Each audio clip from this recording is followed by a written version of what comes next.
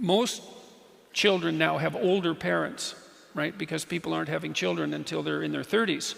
And there's a big difference between having a parent who's in his or her 30s and having a parent who's in his or her 20s. Yep. The 20-year-olds are still kind of like kids, and they're going to be more usefully neglectful, I would say. Well, look, one of the things we used to do with my daughter when she was very little was, when she was about 1.5 years, is we'd have her in a room alone, and she would usually complain about that for a few minutes, and then she'd find a way to amuse herself. She liked to take books out of shelves and put them back in, and like if you let her get through that initial bit of misery, then she would learn how to regulate herself, and she got very good at that.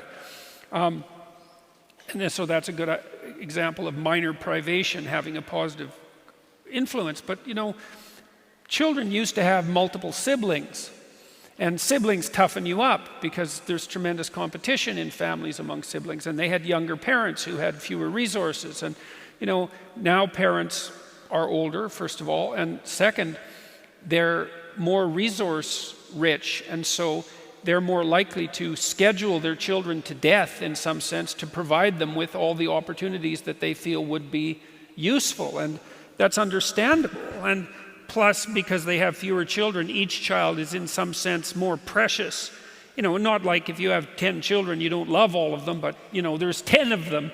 There's only so much excess attention that can go around, and they do a lot of socializing each other rather than being socialized by parents. But if you only have one child, you're going to devote all your resources to providing them with absolutely everything you can provide them with. And one of the dangers of that is that you'll overprotect them and you'll provide them with too much.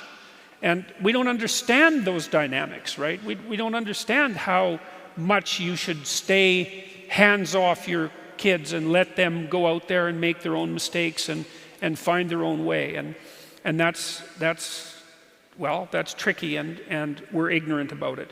And so I think one of the consequences of that is that we do have a reasonable percentage of young people, maybe young adolescents, the kind that you hear about at university, who have been overprotected and overscheduled and under-challenged in some sense.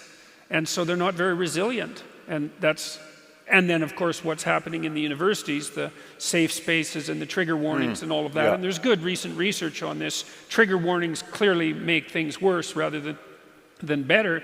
We extend that overprotection far longer than is helpful.